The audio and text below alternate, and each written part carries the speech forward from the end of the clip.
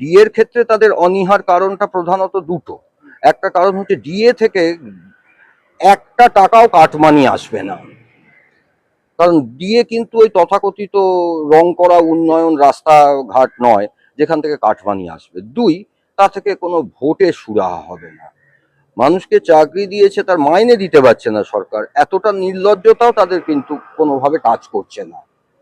তারা, কে বলছে আপনাকে, মানে আপনি তথ্য আছে তো, তারা যে কোটি কোটি টাকা লোন নিচ্ছে সেই টাকার একটা বড় অংশ তারা আবার ডিপোজিট করে রেখেছে, তারও তথ্য আছে। অর্থাৎ আর্থিক অনটনের জন্য সরকার দিতে পারছে না তা নয়।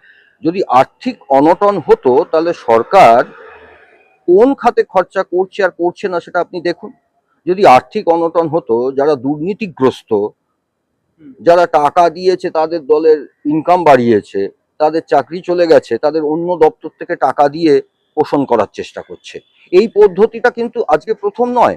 আপনি খেয়াল করে দেখুন, যখন সারদার দুর্নীতি ধরা পড়েছিল, যা ভারতবর্ষের সব থেকে, মানে জনসংখ্যার নিরিখে সব থেকে বড় করাপশন, মানে সব থেকে বেশি সংখ্যক মানুষ যে দুর্নীতিতে এফেক্টেড হয়েছিল, সেই সারদা দুর্নীতির অন্যতম অভিযুক্ত জেলখাটা আসামি তিনি এখন এই দলের মুখপাত্র, যা আপনি শুরুতেই আপনি যার কথা বলছিলেন।